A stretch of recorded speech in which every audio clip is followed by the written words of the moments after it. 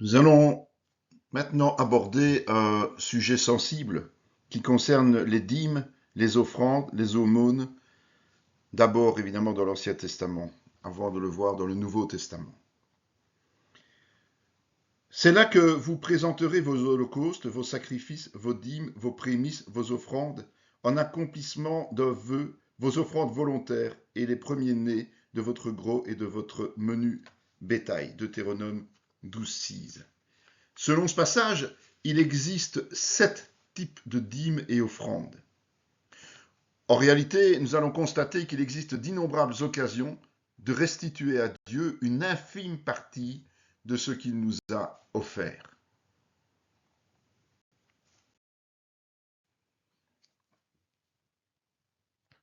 Il faut savoir que les offrandes et les dîmes sont antérieures à la loi de Moïse. Dans Genèse 28, 12, 22, il est dit « Il eut un songe, et voici une échelle était appuyée sur la terre, et son sommet touchait au ciel. Et voici les anges de Dieu montaient et descendaient par cette échelle, et voici l'Éternel se tenait au-dessus d'elle. Et il dit, Je suis l'Éternel, le Dieu d'Abraham, ton père, et le Dieu d'Isaac. La terre sur laquelle tu es couché, je la donnerai à toi et à ta postérité. Ta postérité sera comme la poussière de la terre. Tu t'étendras à l'Occident et à l'Orient, au septentrion et au Midi. Et toutes les familles de la terre seront bénies en toi et en ta postérité. Voici, je suis avec toi, je te garderai partout où tu iras, et je te ramènerai dans ce pays, car je ne t'abandonnerai point, que je n'ai exécuté ce que je te dis. Jacob s'éleva de son sommeil et il dit, Certainement, Seigneur, l'Éternel est en ce lieu, et moi, je ne le savais pas. Il eut peur et dit que ce lieu est redoutable. C'est ici la maison de Dieu, c'est ici la porte des cieux. Et Jacob se leva de bon matin, il prit la pierre dont il avait fait son chevet, il la dressa pour monument, et il versa de l'huile sur son sommet. Il donna à ce lieu le nom de Béthel, mais la ville s'appelait auparavant Luz. Jacob fit un vœu en disant, Si Dieu est avec moi, et me garde pendant ce voyage que je fais, s'il me donne du pain à manger et des habits pour me vêtir, et si je retourne en paix à la maison de mon père, alors l'Éternel sera mon Dieu. Cette pierre que j'ai dressée pour monument sera la maison de Dieu, et je te donnerai la dîme de tout ce que tu me donneras. Dès son réveil, Jacob dresse un autel. Il y verse de l'huile en guise d'offrande spontanée. Ensuite, il fait une promesse, la dîme, de tous ses revenus, si Dieu le protège et pourvoit à ses besoins. Jacob est un ancêtre de Moïse, et il pratiquait déjà les offrandes et les dîmes sans qu'aucune loi ait été instaurée. Dans Genèse 4, versets 3 à 12, l'histoire de Caïn et Abel, les deux premiers fils d'Adam et Ève, qui sont nés peu de temps après la chute. Les deux frères font spontanément une offrande des fruits de leur travail. Caïn est cultivateur, il présente le résultat de ses cultures, et Abel éleveur. Il offre les premiers-nés de son troupeau. Seule l'offrande d'Abel plaît à Dieu, parce que le cœur de Caïn n'est pas correctement disposé pour comprendre ce que l'Éternel désire. Et face à la colère de Caïn, Dieu le met devant le choix difficile de réagir correctement en relevant la tête plutôt que de tomber dans l'iniquité. Malgré la souveraineté de Dieu, Caïn opte pour la seconde solution, tue son frère et est maudit et exilé. Dans Genèse 8, 20, 21, il est dit Noé bâtit un autel à l'Éternel. Il prit de toutes les bêtes pures et de tous les oiseaux purs, et il offrit des holocaustes sur l'autel. L'Éternel sentit une odeur agréable, et l'Éternel dit à son cœur Je ne maudirai plus la terre à cause de l'homme, parce que les pensées du cœur de l'homme sont mauvaises dès sa jeunesse, et je ne frapperai plus tout ce qui est vivant comme je l'ai fait. Après le déluge, Noé a offert des holocaustes d'animaux purs. Et Dieu considère cela comme une odeur agréable et il bénit. Christ lui-même s'est ainsi offert au Père pour nous racheter, voir Éphésiens 5, 2. À son tour, le chrétien devient sacrifice vivant, Philippiens 4, 18, 19 et 1 Pierre 2, 5.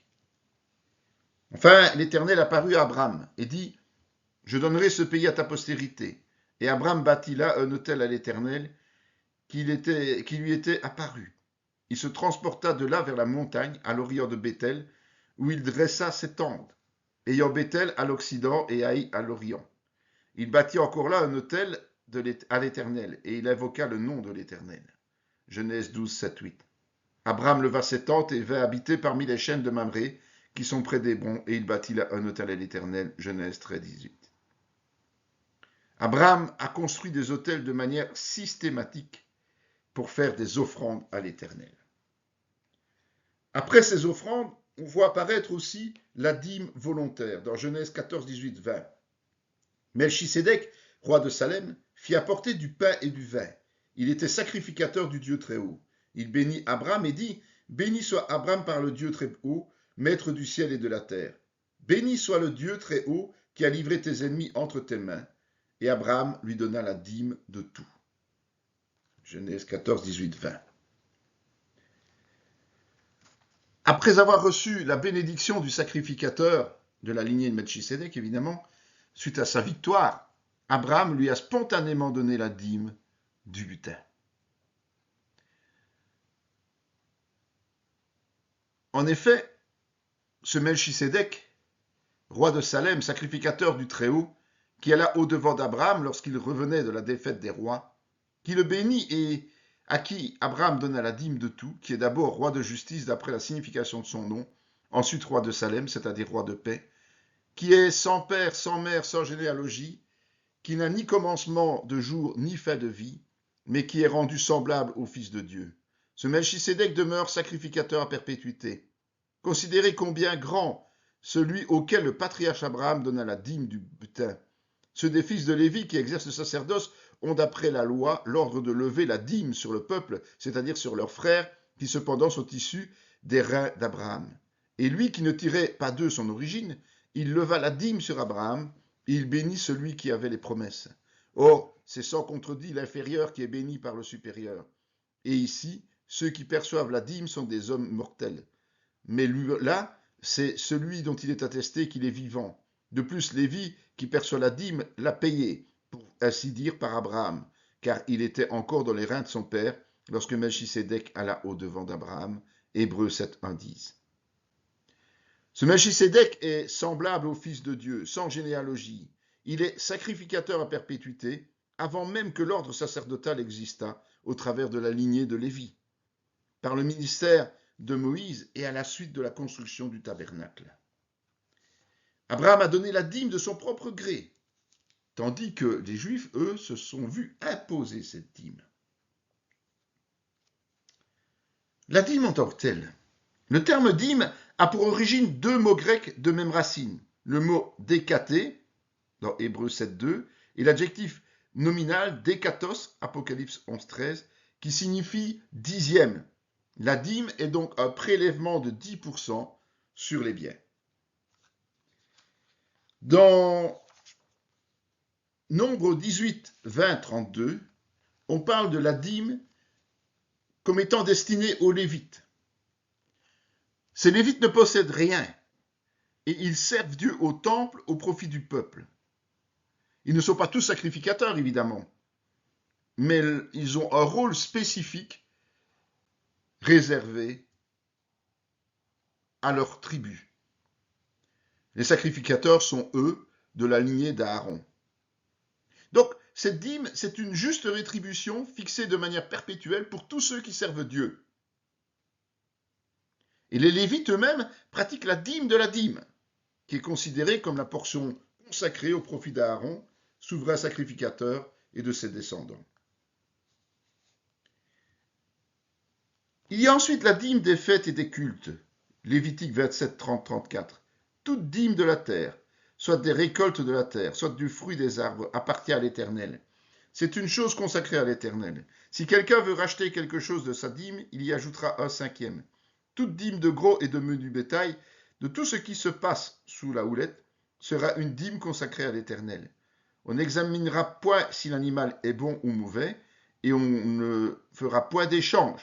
Si l'on remplace un animal par un autre, ils seront l'un et l'autre chose sainte et ne pourront être rachetés. Tels sont les commandements que l'Éternel donna à Moïse pour les enfants d'Israël sur la montagne de Sinaï. La dîme appartient à Dieu. Elle est obligatoire et elle est prélevée sur toutes les productions et tout ce qui fait augmenter le patrimoine. Transgresser la règle, c'est être puni d'une taxe complémentaire d'un cinquième, voire la perte totale de l'animal en cas de substitution. Dans Deutéronome 14, 22, 23, il est dit « Tu lèveras la dîme de tout ce que produira ta semence, de ce que rapportera ton champ, chaque année, et tu mangeras devant l'Éternel ton Dieu dans le lieu qu'il choisira pour y faire résider son nom, la dîme de ton blé, de ton mou, de ton huile, et les premiers-nés de ton gros et de ton menu bétail, afin que tu apprennes à craindre toujours l'Éternel ton Dieu. » Et cette dîme des fêtes et des cultes doit être mangée devant l'Éternel pour apprendre à le craindre, c'est-à-dire à le respecter profondément. Dans Deutéronome 12, 10, 11 et 17, 18, il est dit « Mais vous passerez le Jourdain, et vous habiterez dans le pays dont l'Éternel, votre Dieu, vous mettra en possession. Il vous donnera du repos après avoir délivré de tous vos ennemis qui vous entourent, et vous vous établirez en sécurité. Alors il y aura un lieu que l'Éternel, votre Dieu, choisira pour y faire résider son nom. C'est là que vous présenterez tout ce que je vous ordonne, vos holocaustes, vos sacrifices, vos dîmes, vos prémices, et les offrandes choisies que vous ferez à l'Éternel pour accomplir vos vœux. Tu ne pourras pas manger dans les portes la dîme de ton blé, de ton mou et de ton huile, ni les premiers-nés de ton gros et de ton menu bétail, ni aucune de tes offrandes en accomplissement d'un vœu, ni tes offrandes volontaires, ni tes prémices. Mais c'est devant l'Éternel ton Dieu que tu les mangeras, dans le lieu que l'Éternel ton Dieu choisira, toi, ton fils et ta fille, ton serviteur et ta servante, et le Lévite qui sera dans tes portes. Et c'est devant l'Éternel ton Dieu que tu feras servir à la joie de tous les biens que tu posséderas. Donc le lieu choisi par Dieu sera d'abord le tabernacle, puis le temple, évidemment. Et le repas communautaire se prend dans la joie et inclut les Lévites. En agissant de la sorte, Dieu ne cherche pas à dépouiller son peuple, mais à le mettre dans les meilleures dispositions de cœur pour le bénir. Dans Deutéronome 14, 22, 29, il est encore ajouté que si les gens peuvent donner la dîme, c'est parce qu'ils prospèrent. En cas d'éloignement par rapport au temple, il est permis de vendre la part réservée à l'Éternel pour racheter d'autres produits lors du voyage à Jérusalem. Tous les 3 ans, la dîme est utilisée au profit des étrangers et des indigents au cours d'un repas communautaire. Certains cumulent les différentes dîmes, celle des Lévites, du sanctuaire, de la triennale, pour déterminer que cela représente 23% des revenus. Nous pensons plus raisonnablement que seules 2 dîmes existent, celle des Lévites et du sanctuaire. La triennale semble faire partie intégrante de la seconde. Les offrandes. Rendez à l'Éternel gloire pour son nom, apportez des offrandes et entrez dans ses parvis. Prosternez-vous devant l'Éternel avec des ornements sacrés, tremblez devant lui, vous tous habitants de la terre. Psaume 96, 8, 9. C'est une évidence. Les offrandes permettent d'entrer dans la présence de Dieu avec des ornements sacrés et de la crainte. Il y a une multitude d'offrandes répétitives et quantifiées dans la parole de Dieu. Nous pouvons les retrouver notamment dans Nombre 15, 1 à 29. Les différents types d'offrandes sont clairement définis avec précision et imposés tant aux Juifs qu'aux étrangers qui habitent sur le territoire. Il y a le sacrifice consumé par le feu, l'holocauste, l'accomplissement d'un vœu, le sacrifice volontaire, les actions de grâce pour le péché, le sacrifice de fête, l'offrande du pain, de gâteaux, de pâtes, les offrandes et libations. Dans Nombre 28, 11, 13, il est dit « Au commencement de vos mois, vous offrirez en holocauste à l'Éternel 2 jeunes taureaux, un bélier et 7 agneaux d'un an sans défaut. Et comme offrande pour chaque taureau, 3 dixièmes de fleurs de farine pétrie à l'huile. Comme offrande pour le bélier, 2 dixièmes de fleurs de farine pétrie à l'huile. Comme offrande pour chaque agneau, 1 dixième de fleurs de farine pétrie à l'huile. C'est un holocauste, un sacrifice consumé par le feu, d'une odeur agréable à l'Éternel. » Donc, on voit que toutes les offrandes sont scrupuleusement quantifiées dans l'Ancien Testament. Et par ailleurs, le sacrifice s'accompagne de fleurs de farine, c'est-à-dire vraiment la grande qualité, de la première qualité. Et elles sont pétries dans de l'huile. 3 fois par année, tu célébreras les fêtes en mon honneur. Tu observeras la fête des pains sans levain. Pendant 7 jours, au temps fixé dans le mois des épis, tu mangeras des pains sans levain, comme je t'en ai donné l'ordre. Car c'est dans ce mois que tu es sorti d'Égypte, et l'on ne se présentera point à vide devant ma face. Tu observeras la fête de la moisson, des prémices de ton travail, de ce que tu auras semé dans les champs, et la fête de la récolte à la fin de l'année, quand tu recueilleras des champs le fruit de ton travail. 3 fois par année, tous les mâles se présenteront devant le Seigneur, l'Éternel. Tu n'offriras point avec de pain levé le sang de la victime sacrifiée en mon honneur, et sa graisse ne sera point gardée pendant la nuit jusqu'au matin. Tu apporteras à la maison d'Éternel ton Dieu les prémices des premiers fruits de la terre. Tu ne feras point cuire un chevreau dans le lait de sa mère. Il y a 3 fêtes annuelles qui sont prévues en honneur de Dieu. Comme nous l'avons vu, ce sont les pains sans levain, la moisson, ou la fête des semaines ou des prémices, la récolte, ou la fête des tabernacles ou des tentes. Tous les hommes, sans exception, doivent s'y présenter et faire des offrandes. Puis tu célébreras la fête des semaines et tu feras des offrandes volontaires selon les bénédictions que l'Éternel ton Dieu t'aura accordées. Chacun donnera ce qu'il pourra, selon les bénédictions que l'Éternel ton Dieu lui aura accordées. Deutéronome 16, 10 et 17. Donc dans ce cas-ci, il s'agit d'offrandes volontaires, selon les moyens de chacun et en fonction des bénédictions reçues. Il y a aussi des offrandes volontaires et occasionnelles. Dans Exode 35, 4, 10 et 21, 29, il est dit que c'est un appel au don qui concerne la construction du tabernacle et de ses équipements. C'est donc un appel à une contribution volontaire à l'œuvre de Dieu par les biens personnels et l'effort physique de chaque habitant, homme comme femme. Pour cela, il faut évidemment avoir un cœur bien disposé. Dans Exode 36, 5, 7, il est dit à Moïse, le peuple apporte beaucoup plus qu'il ne faut pour exécuter les ouvrages de l'Éternel que l'Éternel a ordonné de faire. Moïse fit publier dans le camp que personne, homme ou femme, ne s'occupa plus d'offrandes pour le sanctuaire. On empêcha ainsi le peuple d'en apporter. Les objets préparés suffisaient et au-delà pour tous les ouvrages à faire. Ces offrandes spontanées montrent que l'engouement dépasse les attentes au point de devoir y mettre fin. Cela vaut la peine d'y réfléchir quand même pour les chrétiens aujourd'hui, qui veulent toujours plus d'offrandes, plus d'argent, recevoir plus, et qui malheureusement utilisent mal ce qu'ils reçoivent. Quand une offrande est dédiée, il faut l'utiliser pour ce pourquoi elle est dédiée. Lorsque Moïse eut achevé de dresser le tabernacle, il l'oignit et le sanctifia avec tous ses ustensiles, de même que l'autel avec tous ses ustensiles. Il les oignit et les sanctifia. Alors les princes d'Israël, chefs des maisons de leurs pères, présentèrent leur offrande. C'étaient des princes des tribus, ceux qui avaient présidé au dénombrement. Ils amenèrent leurs offrandes devant l'Éternel. 6 chars en forme de litière et 12 bœufs, soit un char pour 2 princes et un bœuf pour chaque prince. Et ils les offrirent devant le tabernacle.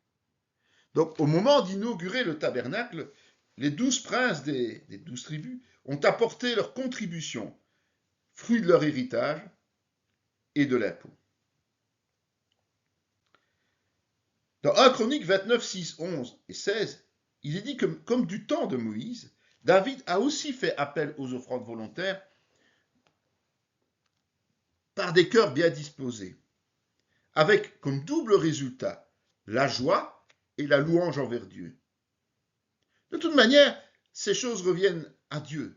Les richesses proviennent de la main de Dieu. Et donc c'est une joie de lui rendre une part de ce qui lui revient. Tu prélèveras sur la portion des soldats qui sont allés à l'armée un tribut pour l'Éternel, savoir 1 sur 500, tant des personnes que des bœufs, des ânes et des brebis. Vous le prendrez sur leur moitié et tu le donneras au sacrificateur Éléazar comme une offrande à l'Éternel. Nous apportons comme l'offrande à l'Éternel chacun des objets d'or que nous avons trouvés, chaînettes, bracelets, anneaux, pendants, dorés et colliers, afin de faire pour nos personnes l'expiation devant l'Éternel. Les soldats, nous le savons, recevaient en guise de récompense une partie du butin lié aux nombreuses victoires militaires. Mais sur celui-ci, Dieu ordonne qu'une part sur 500 serve à leur purification. Et on voit aussi que l'éloignement n'est pas une excuse. Dans tout lieu où séjournent des restes du peuple de l'Éternel, les gens du lieu leur donneront de l'argent, de l'or, des effets et du bétail avec des offrandes volontaires pour la maison de Dieu qui est à Jérusalem. Ça, c'est du temps d'Esdras. C'est dans Esdras 1.4. Les Juifs, où qu'ils se trouvent, sont tenus de concéder volontairement leurs offrandes pour le temple.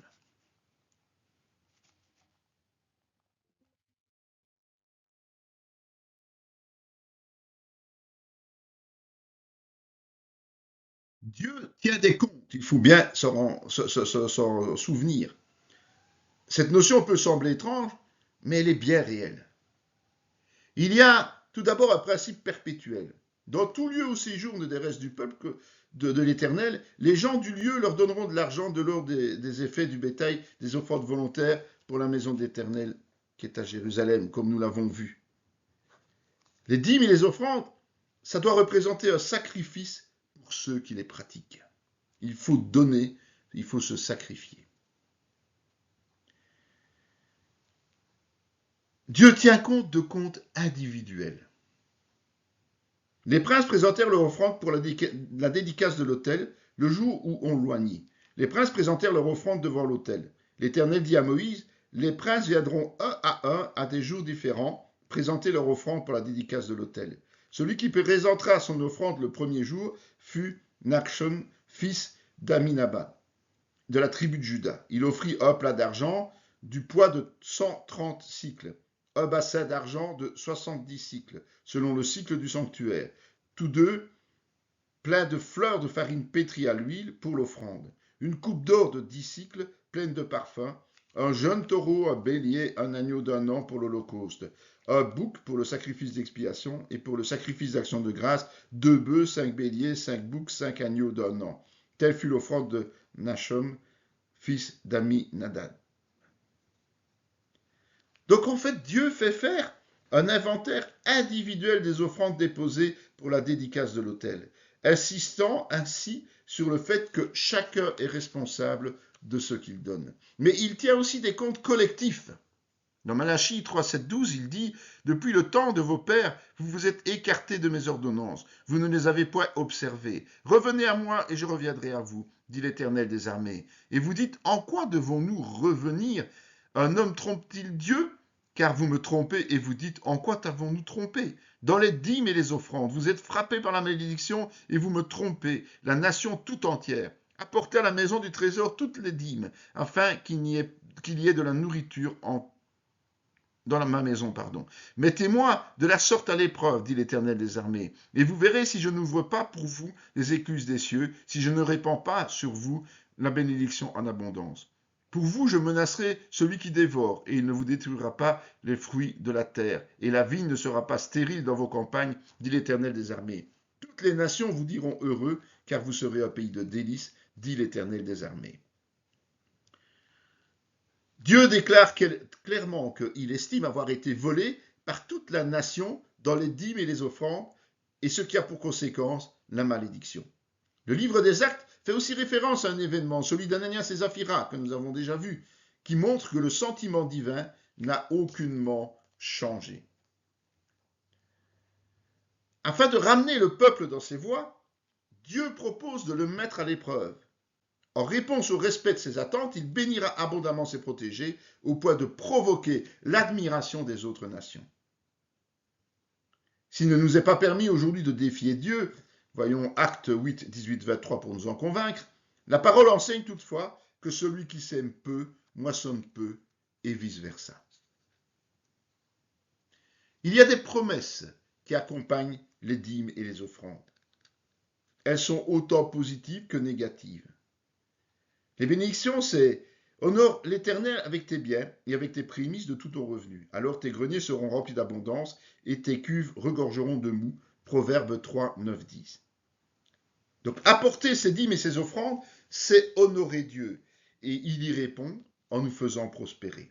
Dans Genèse 28, 20, 22, il est dit « Jacob fit un vœu en disant « Si Dieu est avec moi et me garde pendant ce voyage que je fais, s'il me donne du pain à manger et des habits pour me vêtir, et si je retourne en paix à la maison de mon père, alors l'Éternel sera mon Dieu. Cette pierre que j'ai dressée pour monument sera la maison de Dieu, et je te donnerai la dîme de tout ce que tu me donneras.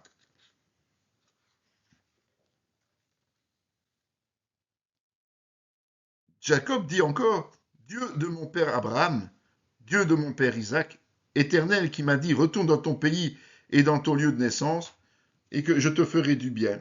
Je suis trop petit pour toutes les grâces et pour toute la fidélité dont tu as usé envers ton serviteur, car j'ai passé ce Jourdain avec mon bâton, et maintenant je forme 2 camps.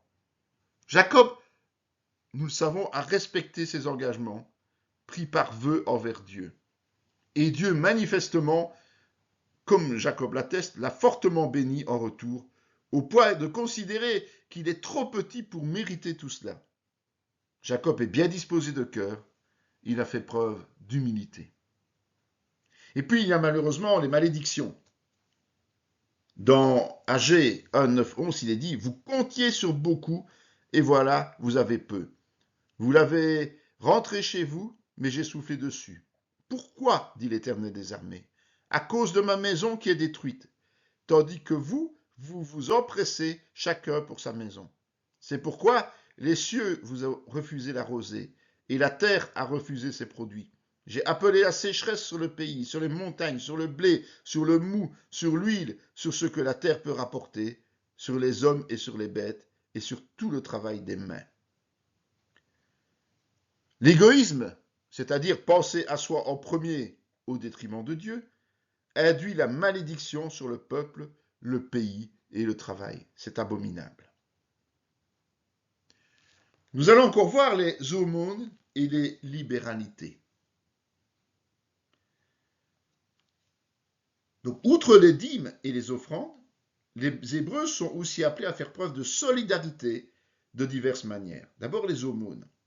Jette ton pain sur la face des eaux, car avec le temps tu le retrouveras.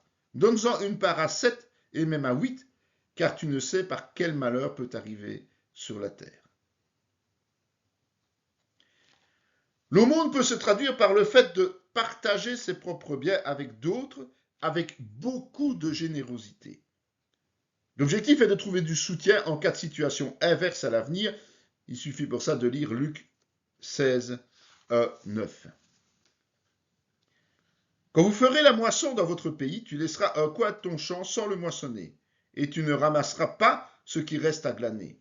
Tu ne cueilleras pas non plus les grappes restées dans tes vignes, et tu ne ramasseras pas les grains qui en seront tombés. Tu abandonneras cela aux pauvres et à l'étranger. Je suis l'Éternel, votre Dieu. Lévitique 19, 1, 10. Celui qui possède un champ cultivé est invité à laisser un coin non moissonné pour permettre le glanage et de ne pas cueillir toutes les grappes des vignes. Ce principe de solidarité est louable, non seulement parce qu'il apprend aux nantis à partager, mais aussi aux bénéficiaires à travailler pour manger. Et ce double principe est applicable dans l'Église, en ce sens que celui qui reçoit du soutien peut payer de sa personne au profit de la communauté, par exemple. Le deuxième point, la jachère. Pendant 6 années, tu ensemenceras la terre et tu en recueilleras le produit. Mais la 7e, tu lui donneras du relâche et tu la laisseras en repos. Les pauvres de ton peuple en jouiront et les bêtes des champs mangeront ce qui reste. Tu feras de même pour ta vigne et pour tes oliviers. Donc chaque cultivateur juif doit laisser sa terre au repos tous les 7 ans. Ce qu'elle produit à ce moment-là de façon naturelle est laissé à disposition des pauvres et des animaux. La relâche. Tous les 7 ans, tu feras relâche. Et voici comment s'observera la relâche. Quand on aura publié la relâche en l'honneur de l'Éternel, tout créancier qui aura fait un prêt à son prochain se relâchera de son droit. Il ne pressera pas son prochain et son frère pour le paiement de sa dette. Tu pourras presser l'étranger, mais tu relâcheras de ton droit tout ce qui t'appartiendra chez ton frère. La relâche, c'est uniquement annuler le solde de la dette. Mais ce principe s'applique uniquement entre juifs, parce que Dieu veut l'unité de ses enfants, l'absence d'indigence à long terme et les actions de grâce en sa faveur. Le fait que les étrangers soient exclus de ce bénéfice explique sans doute pourquoi les juifs de la diaspora appliquant cette règle de solidarité ethnique, prospèrent partout dans le monde, étant habilités à pratiquer l'usure avec le monde qui les accueille. S'il y a chez toi quelque indigent d'entre tes frères, dans l'une de tes portes au pays de l'Éternel, ton Dieu te donne, au pays que l'Éternel ton Dieu te donne, tu n'endurciras pas ton cœur et tu ne fermeras point ta main devant ton frère indigent. Mais tu lui ouvriras ta main et tu lui prêteras de quoi pourvoir à ses besoins. Garde-toi d'être assez méchant pour dire en ton cœur, la 7e année et l'année de relâche approchent. Garde-toi d'avoir un œil sans pitié sur ton frère indigent et de lui faire un refus. Il crierait à l'Éternel contre toi et tu te chargerais d'un péché. Donne-lui et que ton cœur ne lui donne point à regret, car à cause de cela l'Éternel ton Dieu te bénira dans tous tes travaux et dans toutes tes entreprises. Il y aura toujours des indigents dans le pays, c'est pourquoi je te donne ce commandement, tu ouvriras ta main à ton frère, aux pauvres et à l'indigent dans ton pays. Quand l'année de relâche approche, moins un prêt est évidemment avantageux entre juifs.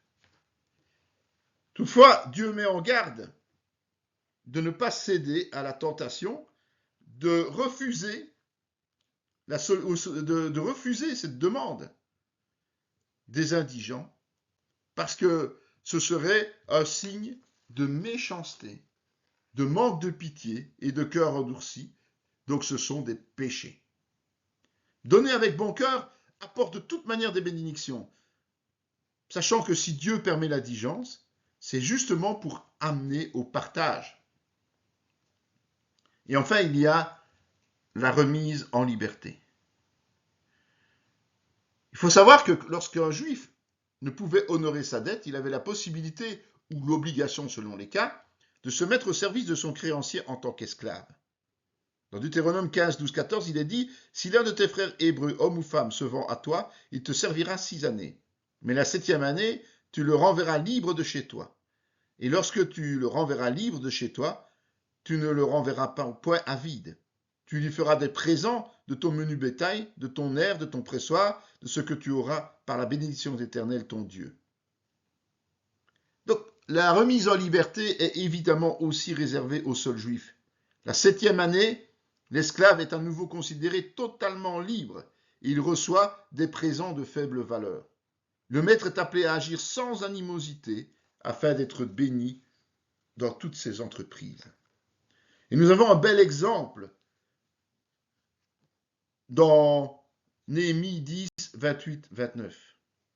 C'est un passage qui se réfère au retour d'exil de Babylone d'une partie des Juifs et leurs descendants déportés sous Nebuchadnezzar.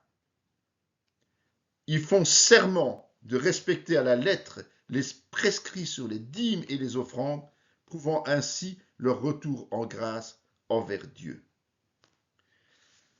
Selon toutes les obligations et invitations faites aux Juifs, les mieux nantis rendent au Seigneur selon de multiples biais, au moins finalement 50% de leurs revenus, sans avoir abordé les impôts civils.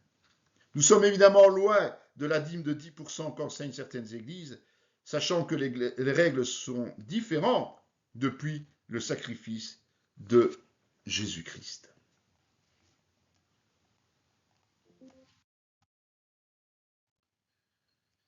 Après avoir vu les dîmes et les offrandes dans l'Ancien Testament, nous allons maintenant le voir dans le Nouveau Testament, en tout cas les offrandes.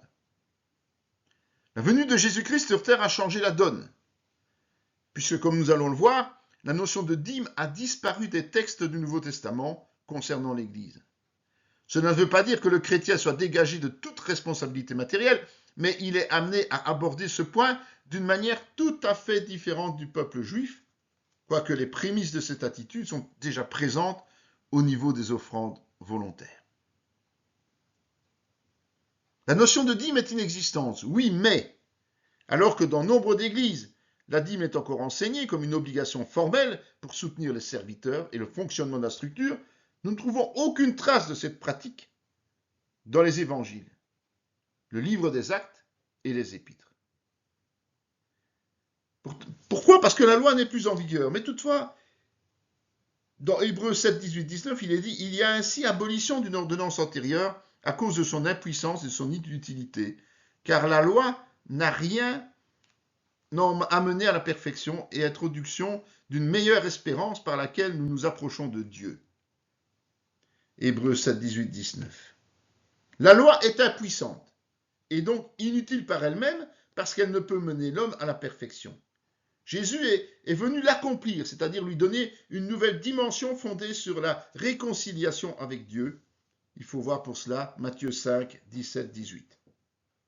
Dans Éphésiens 2, 8, 9, il est dit « Car c'est par la grâce que vous êtes sauvés par le moyen de la foi, et cela ne vient pas de vous, c'est le don de Dieu. Ce n'est point par les œuvres, afin que personne ne se glorifie. » Donc cette évolution de la loi vers la foi évite que l'homme se glorifie de ses actes, puisqu'il a tout reçu par grâce de la part de Dieu. Dans Hébreux 8, 10, 11, il est ajouté « Mais voici l'alliance que je ferai avec la maison d'Israël après ces jours-là, dit le Seigneur. Je mettrai mes lois dans leur esprit, je les écrirai dans leur cœur, et je serai leur Dieu, et ils seront mon peuple. Aucun n'enseignera plus son concitoyen, ni aucun son frère, en disant « Connais le Seigneur », car tous me connaîtront depuis le plus petit jusqu'au plus grand d'entre eux. Hébreux 8, 10, 11. Toutefois, Dieu grave la loi dans nos cœurs. Et ça implique que nous pratiquions ces ordonnances de façon naturelle, spontanée, avec l'aide de l'Esprit qui nous sanctifie. Malheur à vous, scribes et pharisiens hypocrites, parce que vous payez la dîme de la menthe, de l'âneth et du cumin, et que vous laissez ce qui est le plus important dans la loi, la justice, la miséricorde et la fidélité. C'est là ce qu'il fallait pratiquer sans négliger les autres choses. Jésus n'interdit pas de verser la dîme de tous les revenus. Il précise même qu'il ne faut pas la négliger, même si cela passe après une bonne attitude de cœur. Hébreux 7, 6, 8 dit « Et lui qui ne tirait pas d'eux de son origine, il leva la dîme sur Abraham, et il bénit celui qui avait les promesses. Or, c'est sans contredit l'inférieur qui est béni par le supérieur, et ici ceux qui perçoivent la dîme sont des hommes mortels, mais là c'est celui dont il est attesté qu'il est vivant. » Dans l'Ancien Testament, la dîme était versée à des mortels. Aujourd'hui, elle revient de plein droit à Jésus-Christ à la tête de l'Église. La dîme n'est donc pas une obligation formelle, mais un point de repère pour le chrétien qui cherche à faire la volonté de Dieu.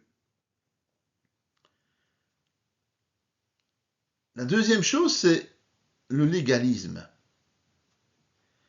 Car tous ceux qui s'attachent aux œuvres de la loi sont sous la malédiction. Car il est écrit « Maudit est quiconque n'observe pas tout ce qui est écrit dans le livre de la loi et ne met pas en pratique. » Et que nul ne soit justifié devant Dieu par la loi, cela est évident puisqu'il est dit « Le juste vivra par la foi ». Or la loi ne procède pas de la foi, mais elle dit « Celui qui mettra ces choses en pratique vivra par elles ». Galates 3, 10, 12. Notre condamnation éternelle a pour origine notre incapacité à respecter l'entièreté de la loi.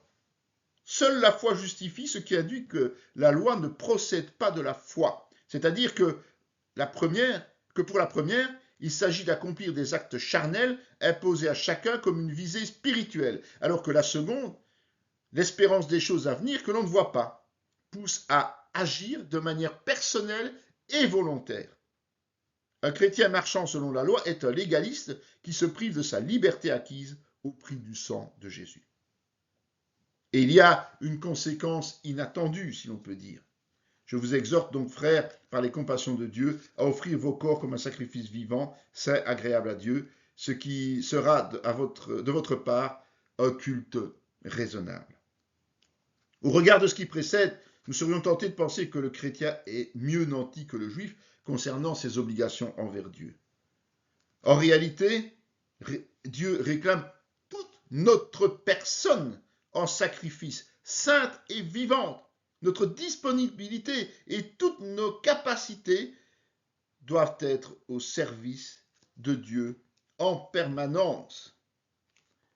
Et dire que c'est seulement ce qui est considéré comme un culte raisonnable.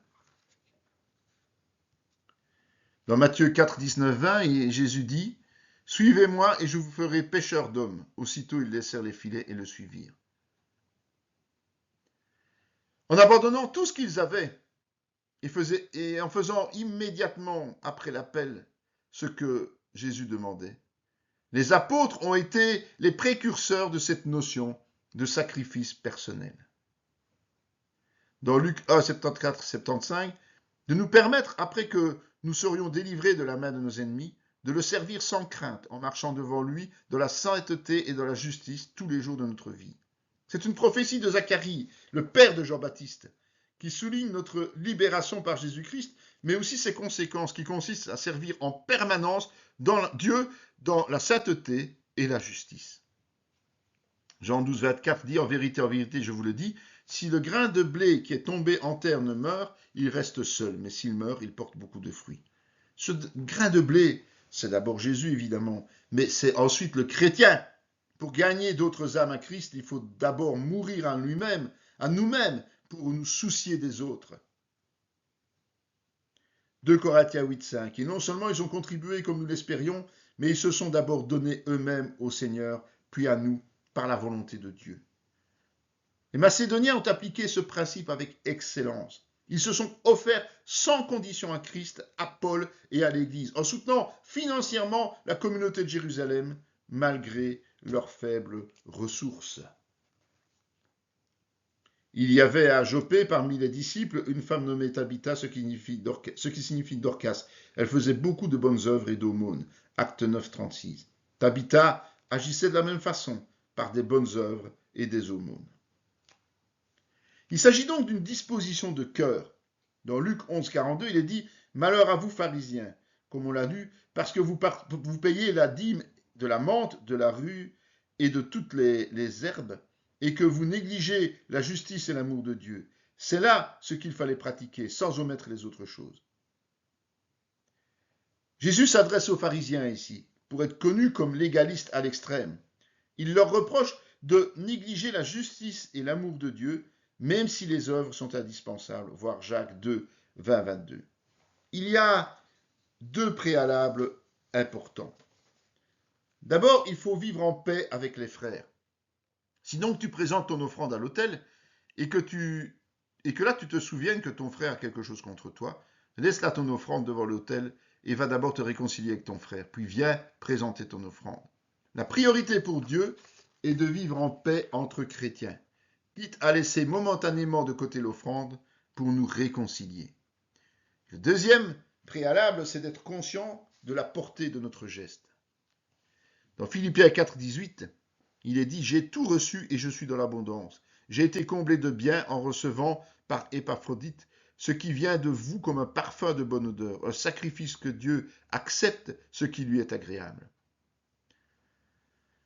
Paul considère l'offrande qu'il a reçue non seulement comme quelque chose d'agréable, mais comme un véritable sacrifice d'adoration qui plaît à Dieu.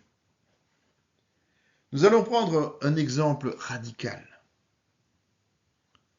Nous avons déjà effleuré un verset de ce passage dans un point antérieur, mais il est important d'analyser l'entièreté des éloges de Paul au sujet des membres de l'église de Macédoine.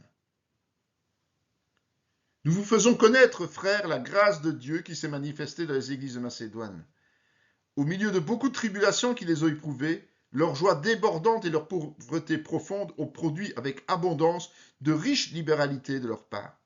Ils ont, je l'atteste, donné volontairement selon leurs moyens, et même au-delà de leurs moyens, nous demandant avec de grandes instances la grâce de prendre part à l'assistance destinée aux saints. Et non seulement ils ont contribué, comme nous l'espérions, mais ils se sont d'abord donnés eux-mêmes au Seigneur, puis à nous, par la volonté de Dieu. Nous avons donc engagé Tite à achever chez vous cette œuvre de bienfaisance, comme il l'avait commencé, 2 Corinthiens 8, 1, 6. Paul qualifie la libéralité des Macédoniens de grâce de Dieu. Malgré les persécutions qui la frappent, malgré sa pauvreté, cette église est pourtant dans la joie. Ce cocktail surprenant produit paradoxalement de généreuses libéralités spontanées et volontaires au point de se faire violence. Le fait d'aider d'autres frères encore plus mal lotis est pour nous une grâce méritant le sacrifice personnel. Cela ne devrait-il pas produire en nous de l'admiration, mais aussi une certaine gêne quand nous vivons dans le bien-être et ne faisons pas le nécessaire. des sollicitations concrètes.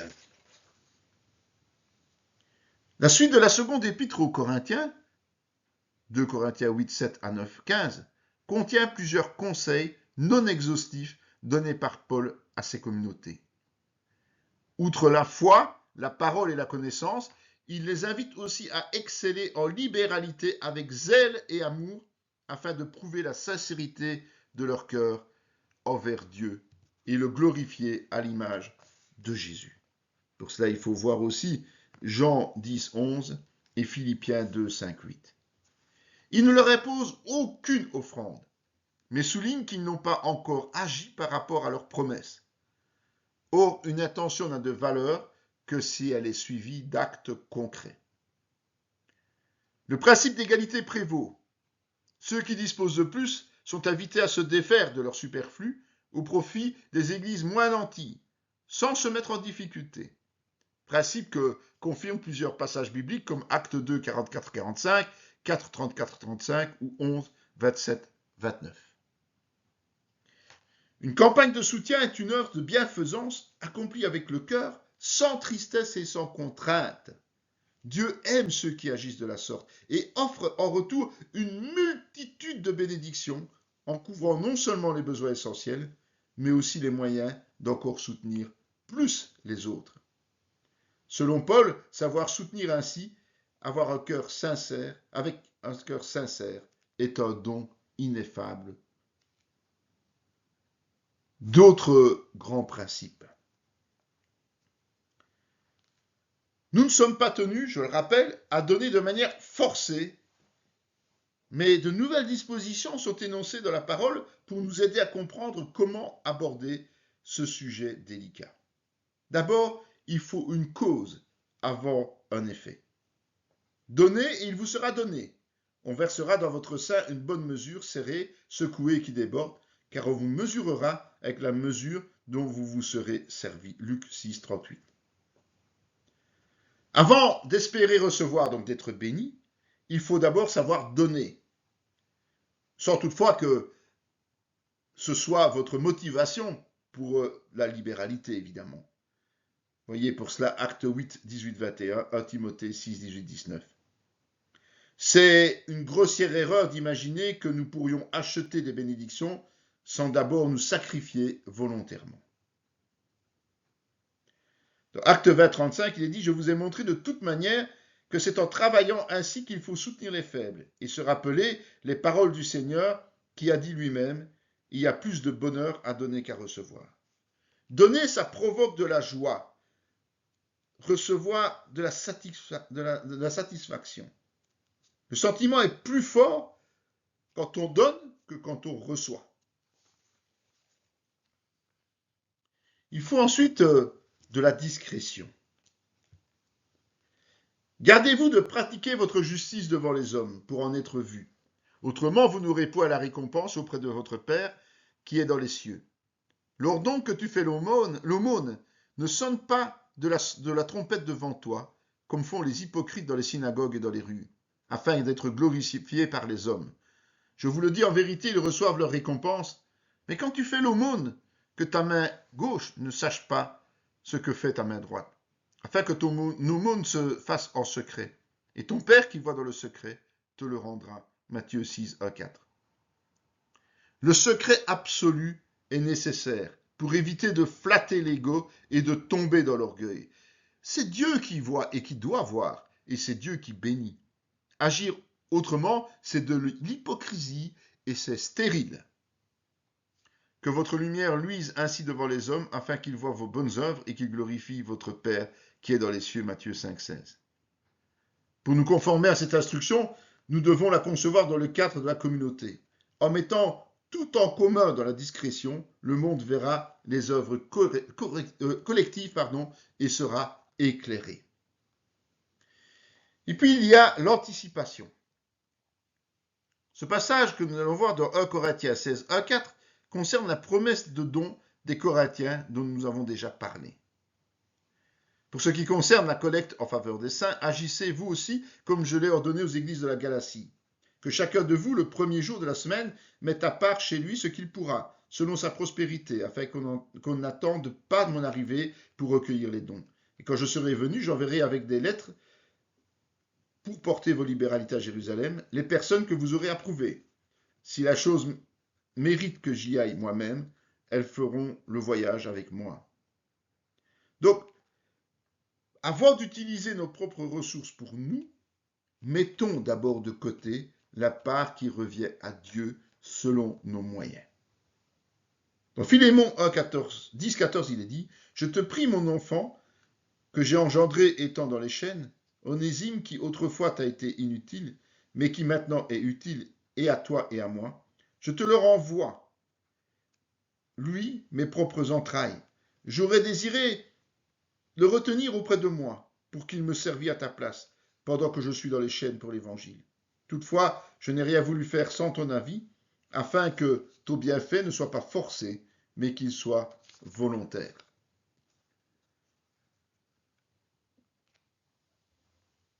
On voit que le don doit être volontaire, pas forcé.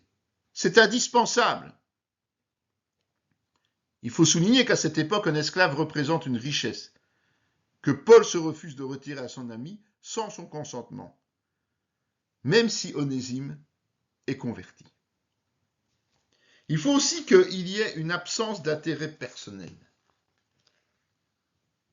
Il dit aussi à celui qui l'avait invité, « Lorsque tu donnes à dîner ou à souper, n'invite pas tes amis, ni tes frères, ni tes parents, ni tes voisins riches, de peur qu'ils ne t'invitent à leur tour et qu'on ne te rende l'appareil.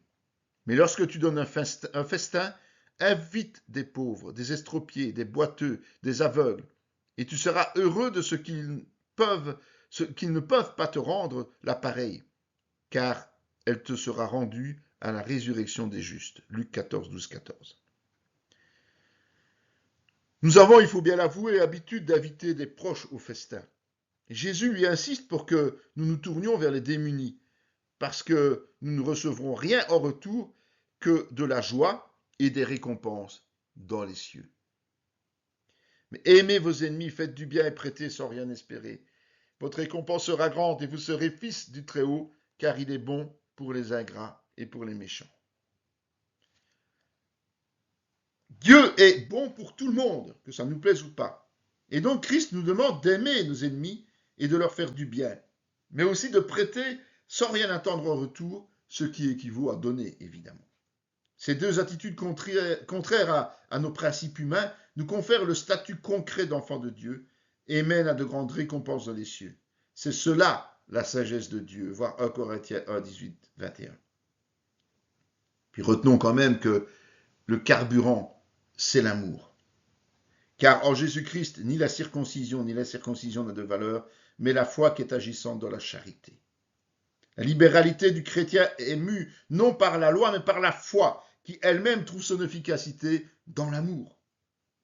La charité est patiente, elle est pleine de bonté. La charité n'est point envieuse. La charité ne se vante point. Elle ne s'enfle point d'orgueil. Elle ne fait rien de malhonnête. Elle ne cherche point son intérêt. Elle ne s'irrite point. Elle ne soupçonne point le mal. 1 Corinthiens 13, 4, 5.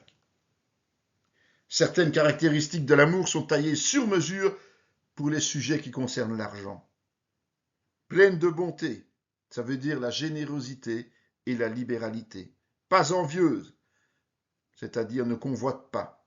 Elle ne se vante pas, la discrétion comme nous l'avons vu. Pas d'orgueil, donc pas d'idolâtrie. Rien de malhonnête, pas de fraude. Elle ne cherche pas son intérêt désintéressé. Et enfin, nous abordons la crainte de Dieu.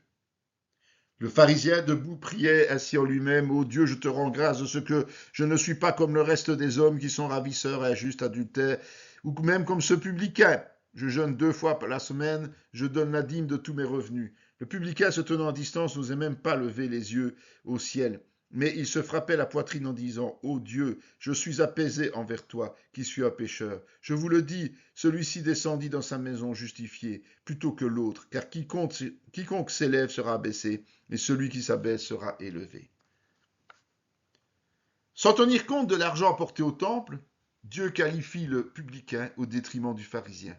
Et la base de cela, c'est le fait que le publicain s'est repenti et craint Dieu. Dans Acte 10, 2, 4, il est dit, cet homme était pieux et craignait Dieu avec toute sa maison. Il faisait beaucoup d'aumônes au peuple et priait Dieu continuellement. Vers la 9e heure du jour, il vit clairement dans une vision un ange de Dieu qui entra chez lui et lui dit, Corneille. Les regards fixés sur lui et saisi d'effroi, il répondit, Qu'est-ce, Seigneur? Et l'ange lui dit, tes prières et tes aumônes sont montées devant Dieu, et il s'en est souvenu. Corneille craignait Dieu. Et parce qu'il craignait Dieu, il priait constamment et donnait beaucoup au peuple. Dieu ne l'a pas oublié, que du contraire. La question qui se pose maintenant, c'est combien donner? Elle revient en permanence, cette question. Certains utilisent le fait que la loi est accomplie pour ne plus rien donner, ou alors très peu, quelques piécettes. D'autres argumentent que la continuité de la dîme est une référence. D'autres encore arguent la nécessité de toujours offrir plus. Outre le principe d'être des sacrifices vivants, nous allons tenter de délimiter les contours de la libéralité dans le Nouveau Testament. Dans Isaïe 58, 10, il est dit, si tu donnes ta propre subsistance à celui qui a faim, si tu rassasies l'âme indigente, ta lumière se lèvera sur l'obscurité et tes ténèbres seront comme le midi. Malgré le fait que ce soit un verset de l'Ancien Testament, il introduit parfaitement le premier concept, donner ce qui nous est essentiel. À partir de ce moment, le monde des ténèbres n'aura plus aucune emprise sur nous, voir aussi Jacques 4, 7. Jésus s'étant assis vis-à-vis du tronc, regardez comment la foule y mettait de l'argent. Plusieurs riches mettaient beaucoup. Il vint aussi une pauvre veuve, elle y mit 2 petites piécettes, faisant 1/4 de sou. Alors Jésus, ayant appelé ses disciples, leur dit, je vous le dis en vérité, cette pauvre veuve a donné plus qu'aucun de ceux qui ont mis dans le tronc. Car tous ont mis de leur superflu, mais elle a mis de son nécessaire. Tout ce qu'elle possédait, tout ce qu'elle avait pour vivre. Les riches donnent beaucoup, mais ce sont des dons qui viennent de leur superflu, alors que la veuve offre peu, mais c'est de son essentiel. Et c'est évidemment le don de cette veuve que Dieu agrée. Il faut aussi donner ce qui est le plus précieux pour nous. Comme Jésus était à Béthanie, dans la maison de Simon le lépreux, une femme s'approcha de lui tenant un vase d'albâtre qui renfermait un parfum de grand prix. Et pendant qu'il était à table, elle répandit le parfum sur sa tête. Les disciples, voyant cela, s'indignèrent et dirent « À quoi bon cette perte? On aurait pu vendre ce parfum très cher et en donner le prix aux pauvres. » Jésus, s'en étant aperçu, leur dit « Pourquoi faites-vous de la peine à cette femme? Elle a fait une bonne action à mon égard, car vous avez toujours des pauvres avec vous, mais vous ne m'avez pas toujours. En répandant ce parfum sur mon corps, elle l'a fait pour ma sépulture. Je vous le dis en vérité, partout où cette bonne nouvelle sera prêchée dans le monde entier, on racontera aussi en mémoire de cette femme ce qu'elle a fait. » Cette femme répand un parfum de grand prix sur Jésus. Évidemment, les disciples ne sont pas d'accord. Et Jésus va s'indigner de leurs propos, parce qu'il juge que cette femme fait une bonne action en respectant l'ordre des priorités. Elle honore d'abord Jésus avant toute autre personne. Nous voyons que ce que nous considérons parfois pour du gaspillage est en réalité une priorité. C'est au Seigneur de décider les choses, pas à nous. Dans 2 Samuel 24, 24, il est dit « Mais le roi dit à Aravna, non, je veux l'acheter de toi à prix d'argent, et je n'offrirai point à l'Éternel mon Dieu des holocaustes qui ne me coûtent rien. » Et David acheta l'aire et les bœufs pour 50 cycles d'argent. David avait compris ce principe, que nous ne pouvons pas honorer Dieu si cela ne nous coûte rien. Mais vous dites, si un homme dit à son père et à sa mère, ce dont j'aurais pu t'assister est corban, c'est-à-dire une offrande à Dieu, vous ne le laissez plus rien faire pour son père ou pour sa mère, annulant ainsi la parole de Dieu par votre tradition que vous avez établie. Et vous faites beaucoup d'autres choses semblables. Marc 7, 11, 13. Donner à Dieu ne nous exonère pas de soutenir les autres, comme Jésus le reproche aux pharisiens, qui, pour se dédouaner, établissent des règles en contradiction avec la parole. Un tel comportement est hypocrite. et dénote un manque flagrant d'amour pour le prochain. Si quelqu'un n'a pas soin des siens, et principalement de ceux de sa famille, il a renié la foi, et il est pire qu'un infidèle, 1 Timothée 5,8. Agir de manière désinvolte envers notre prochain, c'est être infidèle à Dieu en reniant notre foi. Si quelque fidèle, homme ou femme, a des veuves, qu'il les assiste, et que l'Église n'en soit point chargée, afin qu'elle puisse assister celles qui sont véritablement veuves. 1 Timothée 5,16. Dieu veut que nous prenions en charge ceux de notre famille pour que l'Église puisse s'occuper des autres nécessiteux. Il faut bien en tenir compte. Le point suivant, c'est qu'il faut être généreux. Et voici un homme riche appelé Zachée, chef des publicains, cherchait à voir qui était Jésus. Mais Zachée, se tenant devant le Seigneur, lui dit « Voici, Seigneur, je donne aux pauvres la moitié de mes biens. Et si j'ai fait tort de quelque chose à quelqu'un, je lui rends le quadruple. » Jésus lui dit « Le salut est entré aujourd'hui dans cette maison, parce que celui-ci est un fils d'Abraham, car le Fils de l'homme est venu chercher et sauver ce qui était perdu. » Zachée est un collecteur d'impôts, donc quelqu'un qui est traître à sa nation. Mais il vient à la rencontre de Jésus et il lui explique sa manière de concevoir les dons, la moitié de ses biens, et les réparations de tort, 4 fois la mise. C'est énorme. Et Jésus affirme qu'il est sauvé. Cela démontre que la richesse n'empêche pas le salut, mais ça complique les choses si on s'y accroche. Dans Romains 12,2, il est dit que celui qui donne le fasse avec libéralité. Dans 1 Timothée 6,18, recommande leur de faire du bien, d'être riche en œuvres bonnes, d'avoir de la libéralité, de la générosité. Comme nous l'avons certainement déjà compris, il ne s'agit pas seulement de donner, mais il faut le faire avec largesse dans tous les domaines. Dans Hébreux 13,16, il est dit « Et n'oubliez pas la bienfaisance et la libéralité, car c'est à de tels sacrifices que Dieu prend plaisir. » Donner avec largesse est un sacrifice selon Dieu qui lui plaît. Or, nous devons plaire à Dieu. Nous allons aussi voir qu'il ne faut pas sous-estimer la part de Dieu. Elle fut rompue ce jour-là, et les malheureuses brebis qui prirent garde à moi reconnurent ainsi que c'était la parole de l'Éternel. Je leur dis, si vous le trouvez bon, donnez-moi mon salaire, sinon, ne me le donnez pas. Et ils pesèrent pour mon salaire 30 cycles d'argent. L'Éternel me dit, jette-le au potier, ce prix magnifique auquel ils m'ont estimé. Et je pris les 30 cycles d'argent, je les jetai dans la maison d'Éternel pour le potier. Zacharie 11, 13. Zacharie demande un salaire à la convenance des bénéficiaires de son travail, au nom de Dieu. Alors qu'il lui offre 30 cycles d'argent, l'Éternel est offensé par leur peu de considération, et il lui ordonne de les jeter en aumône au potier. Que dire de Judas, qui a accepté le même deal pour trahir Jésus? Voyez Matthieu 28, 15. Hommes frères, il fallait que s'accomplisse ce que le Saint-Esprit, dans l'Écriture, a annoncé d'avance par la bouche de David au sujet de Judas, qui a été le guide de ceux qui ont saisi Jésus. Il était compté parmi nous, il avait part au même ministère. Cet homme ayant acquis un champ avec le salaire du crime est tombé, s'est rompu par le milieu du corps, et toutes ses entrailles se sont répandues. La chose a été si connue de tous les habitants de Jérusalem que ce champ a été appelé dans leur langue Haseldama, c'est-à-dire champ du sang. Or il est écrit que dans le livre des psaumes que sa demeure devienne déserte et que personne n'y habite, et qu'un autre prenne sa charge. Acte 1, 16, 20. Pierre précise que le champ du sang a été acquis avec le salaire du crime, à savoir la trahison de Judas, qui a provoqué ensuite sa ruine et sa mort. Qu'à cela ne tienne, ce dernier a ensuite été remplacé comme de quoi nul n'est indispensable.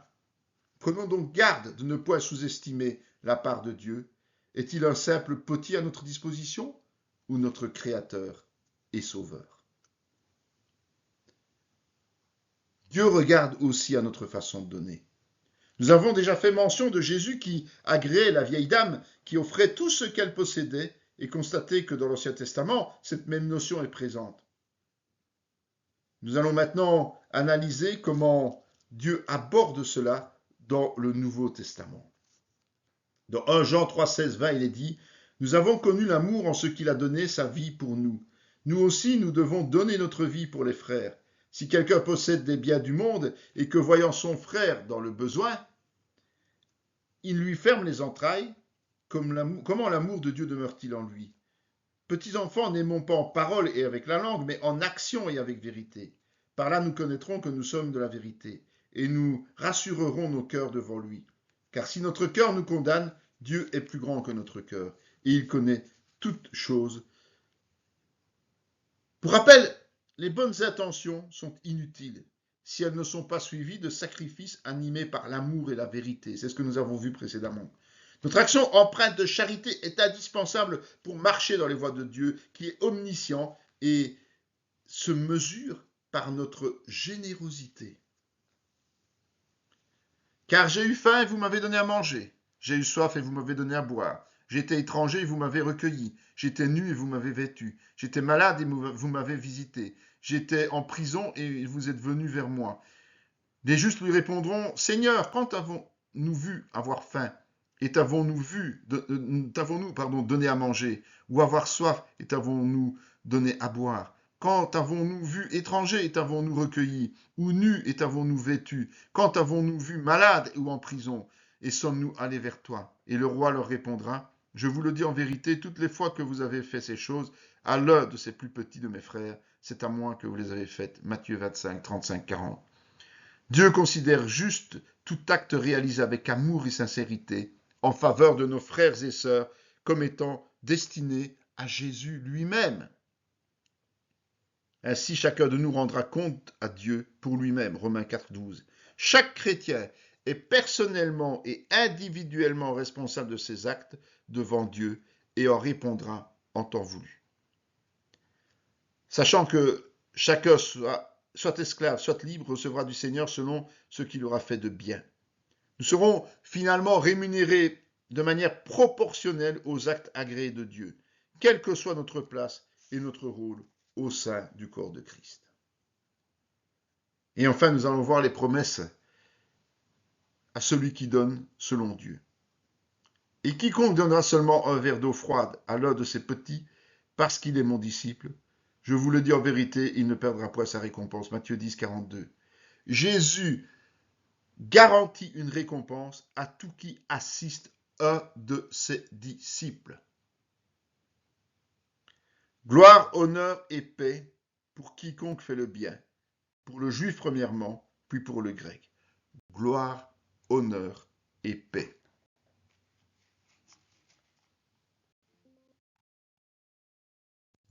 Cette vidéo fait partie intégrante de la formation en théologie pratique dispensée par la mission de théologie Emmanuel de Paracou, Bénin, sous l'autorité académique du Centre chrétien Emmanuel SBL, Spa, Belgique. Pour mieux connaître nos activités, voici nos différentes adresses.